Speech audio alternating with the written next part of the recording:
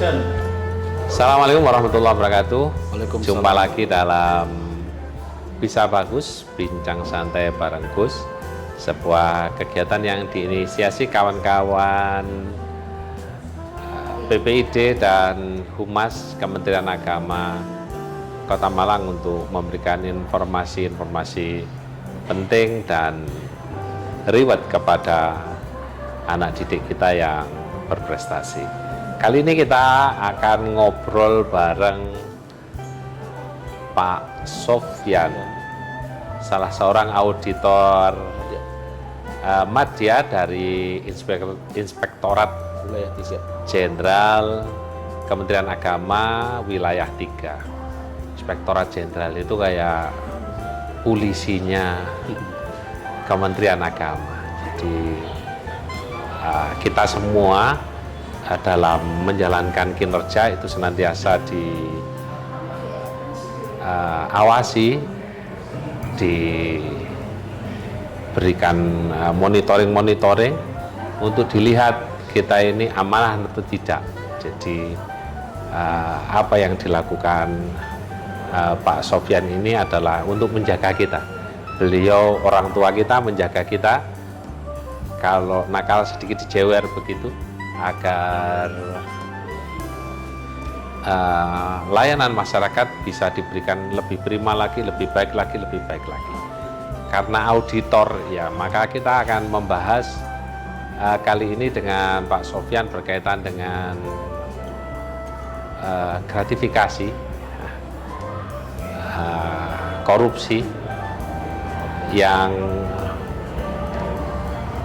orang seringkali bilang ini budaya baik begitu.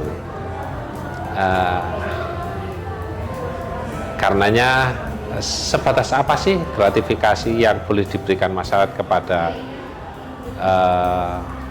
aparat pemerintah, dan sebatas apa sebenarnya terima kasih itu boleh dilakukan oleh masyarakat kepada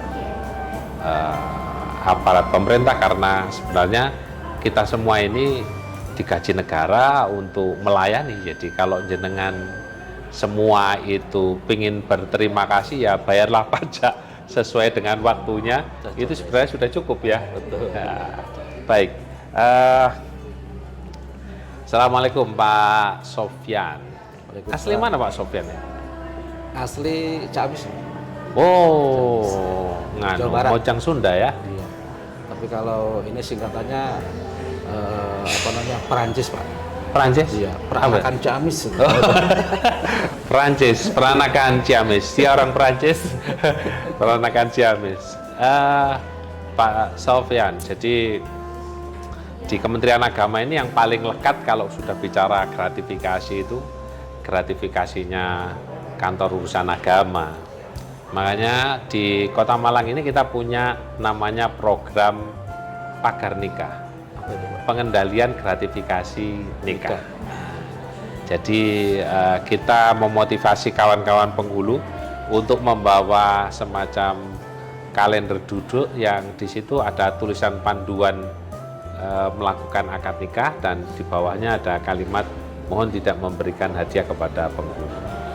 Tapi kemudian obrolan-obrolan kita dengan para penghulu di berbagai daerah, karena saya mantan penghulu jadi masih sering di grup-grup mereka itu ada macam perbedaan persepsi ya, karena kita seringkali kadang-kadang mendatangkan penegak hukum untuk menjadi pemateri kita, tetapi mereka mengatakan kalau di bawah sekian ribu belum disebut gratifikasi lah gitu.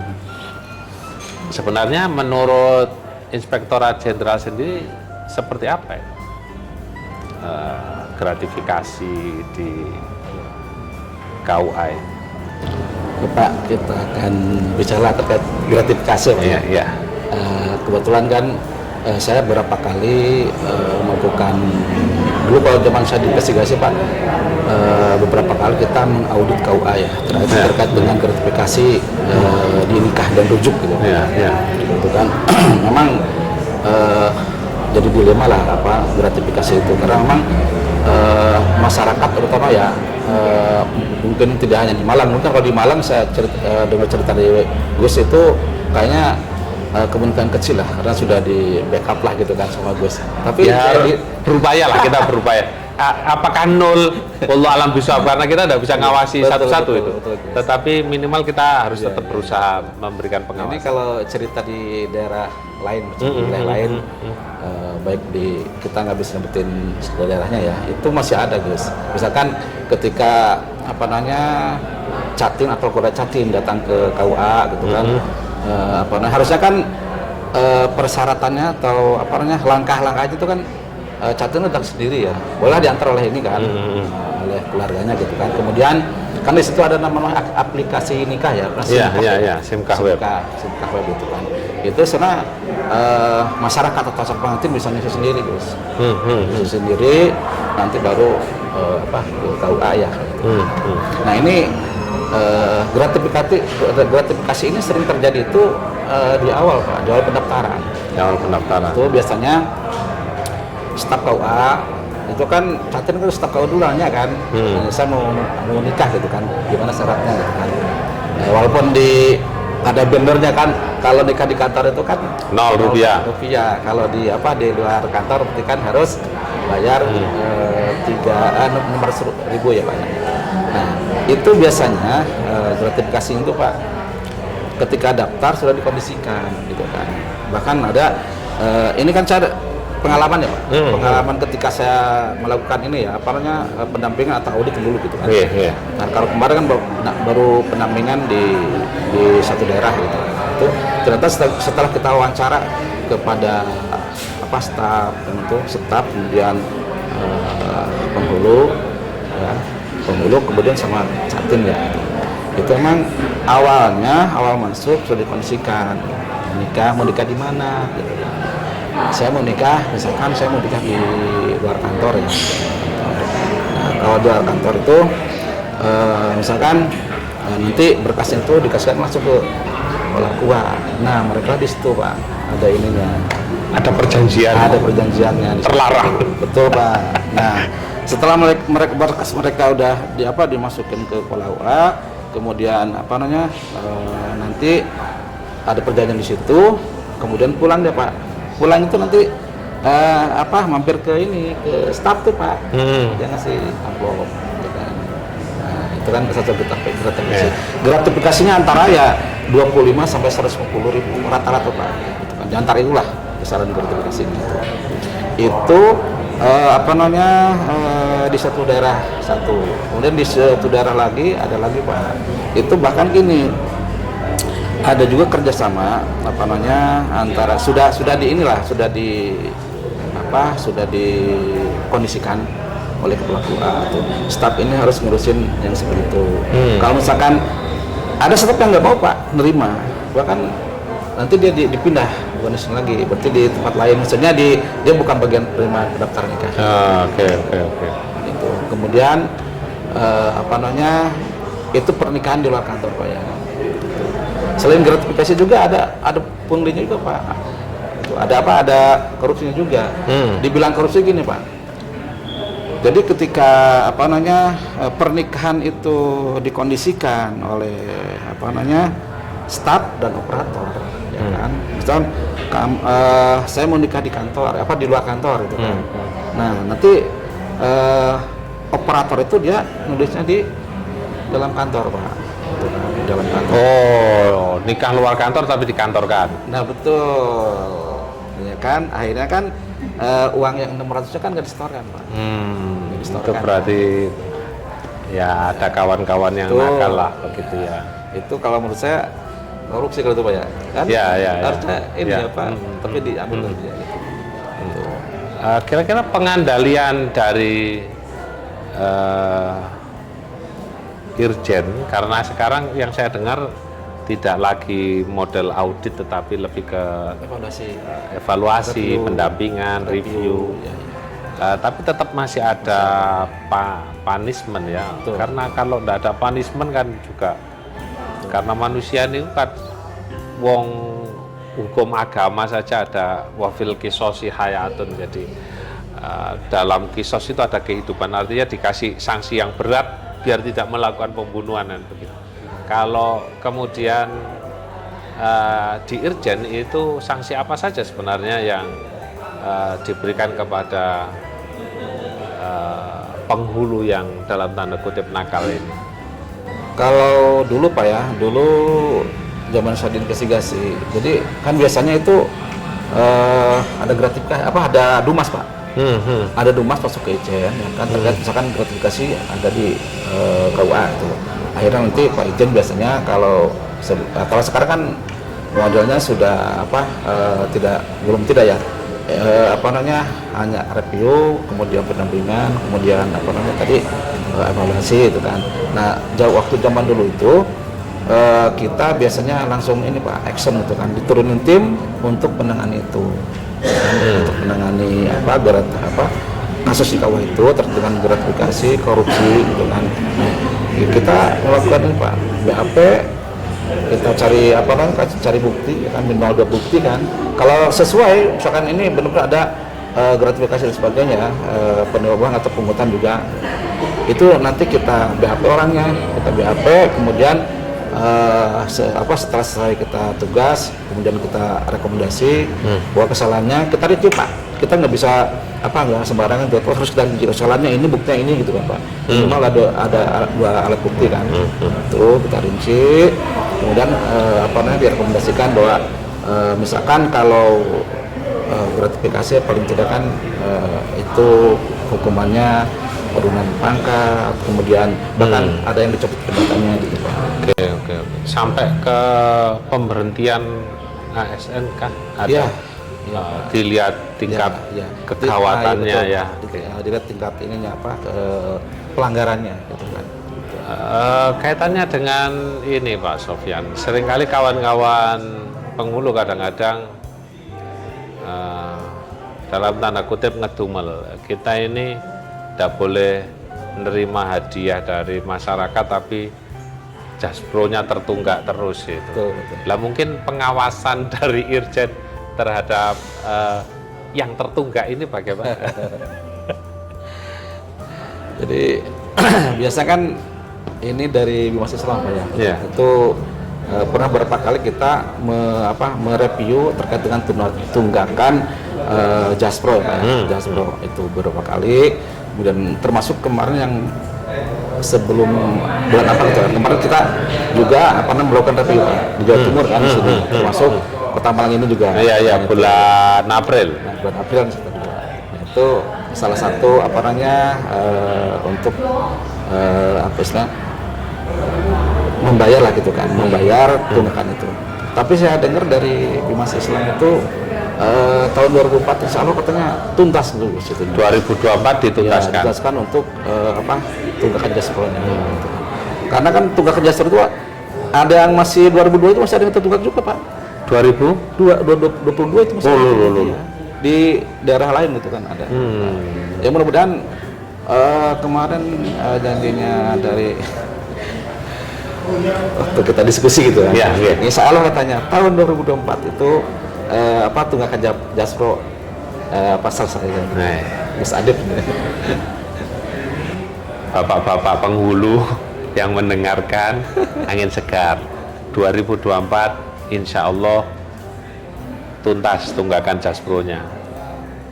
Tapi jangan lupa berdoa pada Tuhan Yang Maha Kuasa karena semuanya akan dikembalikan kepada takdir Tuhan. Oke. Jadi kadang-kadang Pak Sofyan itu kita ini ASN itu tidak merasa bahwa kita ini sebenarnya sudah digaji. Betul. Sehingga ketika kita melakukan sesuatu hal ini itu merasa berhak untuk mendapatkan hadiah ekstra. Karena saya pernah beberapa waktu yang lalu saya menulis sebuah tulisan di webnya Kemenak Kota Malang tentang kisahnya Ibnu Lutbiyah yang sudah digaji oleh Nabi tapi dia diberi hadiah oleh masyarakat dan ditegur oleh Nabi. Saya mendengar komentar begini,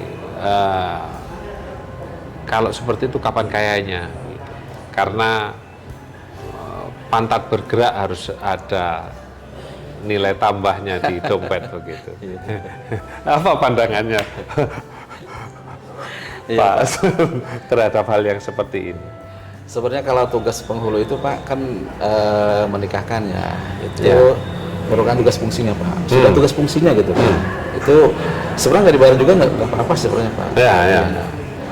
Tapi karena memang apa namanya sudah ada aturan, jaspro artinya kan seolah itu apa menghilangkan tugas fungsi Pak. Kalau nggak dibayar wajib bayar gitu, kalau misalnya nggak bayar wajib bayar gitu. Padahal kan itu sudah merupakan tugas fungsinya Pak. Sehingga kan menurut saya tuh Pak,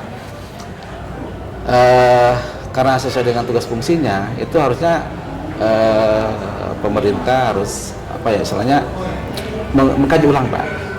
Karena ini akan menjadi tunggakan terus Pak. Nah ini penghulu mulet-mulet ini kalau dikaji ulang. Tetapi ada satu kalimat yang kawan-kawan penghulu itu menyatakan kalau ini tidak diberikan, ini ada di PP. Nah betul. Di PP itu menyebutkan 600.000 salah satunya untuk transportasi. Transportasi dan jaspronya Pak. Iya. Nah, apa pandangan Pak Sofyan? Apakah memang serumit itu untuk memenuhkan itu harus merubah PP begitu? Ya sebenarnya kalau sudah ada aturan sih memang wajib dibayarkan. Ya, harus dibayarkan tetap tetap gitu kan dibayarkan karena ini sudah ada aturannya ya di Kemenak gitu. Nah ini terkait dengan tunggakan itu memang karena mungkin program di Mas Islam itu karena kan gini Pak, ini uang PNBP itu kan nanti masuk ke Mas Islam ya. Kan? Nanti dikelola lagi dan tidak hanya untuk balai jaspro aja gitu Pak, tapi untuk kegiatan Mas Islam juga gitu. Nah ini yang jadi permasalahan di sana itu sehingga kalau misalkan sebenarnya kalau untuk PNBP NR ini kalau misalkan hanya untuk jaspro mungkin bisa tertangani, tapi kan nggak pas sebenarnya itu Pak. Maksudnya kan dengan adanya PNBP itu semua akan kegiatan mudah-mudahan semua kegiatan itu teratasi Pak. Di samping PNBP ini mengurangkan rupiah murni itu sehingga betul Pak. Nah ini ceritanya ada lagi nih. Jadi itu rupiah murni itu yang hilang itu nanti diatasi oleh PNR ini Pak, PNBP ini ya kan. Jadi kegiatan yang di situ akhirnya yang dulu itu dipakai rupiah murni itu pakai PNBP karena PNBP itu kan gampang Pak, tinggal cairin aja kan bisa itu kan. Nah terus target PNBP NR itu tidak ini terpenuhi Pak. Gitu kan. Misalkan perencanaan dari Bimas misalkan mentargetkan bahwa untuk 1 tahun ini 1,3 M misalkan triliun ya. Ternyata setelah pelaksanaannya atau setelah PNBP-nya masuk semua ternyata hanya 900 dan 800. Nah sehingga kan itu yang dan tidak bisa maksa orang nikah ya. Betul, nikah. Iya. Nah, ini mungkin juga menurut saya itu ada kaitannya juga Pak dengan tadi itu yang korupsi itu pernikahan di luar kantor dikantorkan. Itu mungkin berkaitan itu mungkin menurut saya Pak. Gitu. Oh gitu ya. Sehingga target yang dimaui oleh Bimas itu, Mas Islam itu tidak terpenuhi. Ada indikasi ke sana lah. Betul Pak. Tidak bisa nuduh tapi ada indikasi. Bahkan ada di. Tapi ini kalau seumpama ASN boleh nikah lagi semuanya itu kira-kira PNBP-nya lah. Kalau di story Pak PNBP-nya, kalau nggak di story sama-sama aja. Tidak akan terpenuhi juga Pak. Iya. Bahkan ada di beberapa daerah Pak, itu pernikahan di luar kantor dicatat di kantor itu sampai 20% Pak. Itu dalam satu KUA kecamatan. Di tahun-tahun akhir ini masih Pak. Kemarin kita terakhir itu bulan bulan November itu kan kita melakukan pendampingan ke KUA. Pendampingan ke KUA, wawancara ternyata ya ada beberapa KUA di daerah itu yaitu Pak. Sampai 20% Pak. Kalau misalkan satu KUA misalkan di KUA di Provinsi Jawa Timur ada beberapa KUA tuh Pak. Kalau hanya 10% aja Pak pernikahan di luar kantor tapi dikantorkan. Berapa uang negara yang negara dirugikan? Kerugian negara. Iya. Apalagi sekarang kalau yang tipologi A itu udah lebih kan di atas 500 sampai 1000 ya Pak ya. Kalau di tipologi A itu kan di atas 1000 Pak per tahun itu kan. Kalau 10%-nya kan 100. Kira-kira strategi pengawasannya Irjen apa itu Pak? Jadi kemarin tuh ketika saya dan tim ya itu mendapatkan surat tugas untuk pendampingan, itu Pak Irjen mengumpulkan data terkait dengan gratifikasi pungli dan sebagainya, itu untuk agar masukan ke Irjen apa sih nanti sistem yang akan dibangun gitu. Dan mudah-mudahan nanti kedepannya Irjen bisa membangun sistem untuk mengurangi tadi Pak, gratifikasi, pungli dan korupsi. Kita terus berpikir ya. Betul Pak. Berarti apa komentar Pak Sofyan dengan cerita saya pagar nikah tadi Pak Sofyan? Waduh, pagar nikah. Jadi kita mau berupaya mensosialisasikan pagar nikah dalam bentuk tulisan, kemudian juga lewat setiap Jumat itu kita punya layanan aduan di media sosial. Kemudian juga setiap manten itu kita upayakan ada macam kalender duduk itu tadi. Apa komentar Pak Sofyan dengan upaya-upaya kita itu? Yang pertama Pak, Catin ya. Catin itu untuk mendaftarkan sesuai dengan inilah. Dengan regulasi kan. Jangan melalui pihak P3N. Nah, ini kita belum cerita P3N, Pak. Kita bicara P3N dulu ini ya, ini karena terpotong-potong ya Pak ya. Iya. Jadi di beberapa daerah itu masih ada pendaftaran nikah itu melalui P3N, ya kan? Bahkan ada di suatu kecamatan Pak, itu di suatu kecamatan kemudian desa Pak. Misalkan desa ini binaan P3N ya, misalkan desa A binaan P3N, itu yang namanya daftar nikah pasti ke P3N Pak. Nah itu ketika pendaftaran nikah melalui P3N itu ada pembekakan biaya nikah Pak. Ya. Harusnya biaya nikah itu kan 400. Ini bisa 1 juta sampai 1.800.000 Pak. Ya. Tuh. Benar Pak, ini 1.800.000. Itu pengakuan dari kita wawancara gitu. 3 kali lipat betul. Ya itu Pak. Nah, sehingga itu kan membayar. Sama dulu berapa bayarnya? 600. Tenang 600. Jangan-jangan karena takut. Oh ya, siap. Nah gitu Pak. Dan sekarang itu P3N itu kalau tidak salah diasakan di desa Pak. Ya, dulu kan itu ya? Budaya kita ya, namanya Pak Mudin atau Amil atau apa itu namanya, banyak lah istilahnya Pak Sofyan. Saya di satu sisi termasuk pendukung adanya P3N ini, tapi bukan dari sisi uangnya. Ya. Karena P3N ini kelompok masyarakat yang tahu nasabnya tetangga kita itu loh. Jadi kita ini tidak dihapusi, karena saya dulu waktu jadi penghulu pernah yang tanda tangan persis, diwawancarai, nama-namanya sudah lengkap sesuai dengan data-data. Tapi setahun kemudian ada orang tua yang mengaku bahwa dia orang tua kandungnya yang tidak merasa menyampaikan itu. Kita jadi kebingungan. Setelah kita cari-cari, ternyata yang perempuan ini nyewa tukang becak untuk ngaku jadi wali. Lah ini gimana itu? Lah itu makanya. Terus kemudian difasah, pernikahannya diputus. Kemudian diulang lagi akadnya. Lah yang begini ini kalau ada P3N itu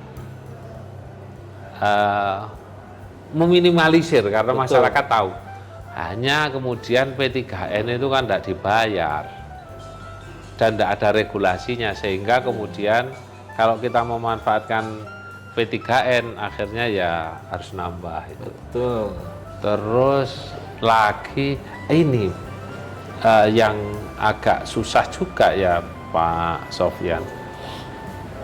Masyarakat kita ini pelan-pelan meninggalkan tani sebagai pekerjaannya rata-rata menjadi pegawai. Ini orang desa-desa ini jadi jadi pegawai semua ini. Anak kawan-kawan saya ini orang desa-desa ini sawahnya ditinggalkan semua. Kemudian mungkin kalau jadi ASN masih oke lah, bisa pamit. Betul. Tapi ketika menjadi pekerja